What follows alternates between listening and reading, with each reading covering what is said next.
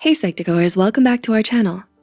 You've given us so much love, and that means a lot to us. Your ongoing support helps us to make psychology and mental health more accessible to everyone, and we wanna thank you for that. So thank you. As a quick disclaimer, we wanted to let you know that this video is meant for informative purposes only. This video should not be used as any kind of diagnostic criteria. If you're dealing with something like abuse, we encourage you to please seek help. With that said, let's begin. Relationships with your family and friends define your life and also shape how you experience and engage with others. Attached to each relationship you create are experiences and memories. However, sometimes what you experience in relationships can hurt and scar you. These mental scars influence any new relationships you may be trying to build. So here are 6 signs of people who may have suffered abuse. Number 1, you have feelings of insufficiency. Feeling insufficient is a sign of abuse. There is probably a sense of unworthiness that follows you around. Such feelings stem from an unstable sense of self, stemming from emotionally, verbally, or physically abusive relationships. In an abusive relationship, an abuser plants false ideas in your mind. The power of these ideas is not in the words being used, but rather in who said them and how. Signs of low self-esteem are pessimism, hostility, lack of motivation, or being a bad communicator. You might be depressed or have other mental health conditions. Fortunately, self-esteem can improve. Working out, changing the negative narrative in your head, and practicing mindfulness can help boost your self-esteem. Number 2, you have flashbacks. Flashbacks to previous traumas can come in the form of PTSD. PTSD can affect anyone and is not limited to war veterans, refugees, or victims of assault. If you've ever been in an abusive relationship, you may have complex PTSD or CPTSD. CPTSD develops when you suffer repetitive abuse over an extended period of time. The stressful event or situation you were exposed to was exceptionally threatening or of a catastrophic nature, which caused you pervasive distress.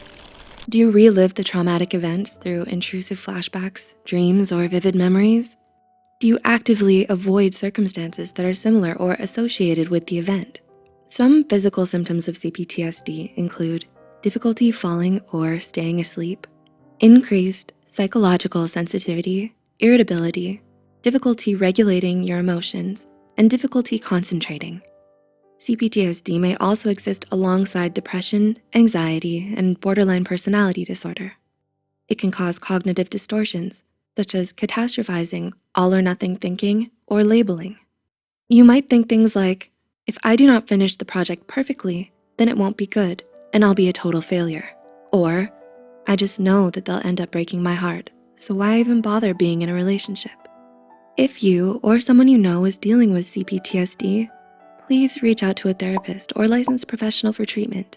The therapies provided will help to replace negative thought patterns, deal with stress, and suicidal urges. Number 3, you struggle with cognitive dissonance. Cognitive dissonance, also known as CD, can be another sign of past trauma. CD is when you hold on to 2 contradictory beliefs at the same time. An example of cognitive dissonance would be when someone smokes a cigarette despite knowing that it can cause cancer. In a past abusive relationship, you felt as though you could not trust your own perception and have now developed a desire to avoid similar situations in the future. For example, the abuser may profess their love for you, but verbally abuse you. This creates a sense of internal confusion that can make you wary of trusting others in the future. There are validation journaling exercises that can help you heal and create positive thought patterns. Talking to a licensed therapist can also help. Number 4, you feel numb to your emotions. It can be very difficult to explain how it feels to feel empty or numb. Depression and anxiety also cause emotional numbness. It's the mind's response to increased levels of emotional or physical stress and a desire to disengage from negative experiences. Officially, it's classified as a depersonalization disorder. Symptoms include disassociation, feeling like a stranger in someone else's life, and distress. Abuse creates emotional stress, which leads to the development of depersonalization disorder. In 2016, a study looked at continual exposure to violence in children and its relationship to depersonalization disorder. They found that over the course of 6 years, most of the participants became increasingly desensitized, regardless of their age or gender. But there is hope. Treatment for emotional numbness is possible through coping strategies, such as identifying your triggers, exercising, and reaching out to a support group when necessary. Number 5, you struggle with emotional detachment. Paired with emotional numbness is emotional detachment. In an abusive relationship, it's common for you to feel detached from yourself, be it physically or emotionally. Emotional detachment is a defense mechanism used to cope with distressing and overwhelming emotions. It's the mind's way of disengaging from traumatic experiences. It's also a tool that develops in order for you to gain resilience against the abuse and to keep your sense of self. However, the effects of emotional detachment can linger after the relationship has ended and can prevent you from opening up and being emotionally vulnerable. Yoga can help ground you in your body and your emotions.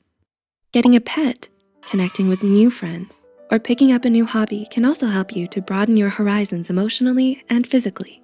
And number 6, you have a habit of over-apologizing.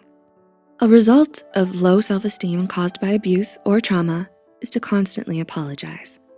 Those who have endured abuse in the past often apologize for things that are not their fault.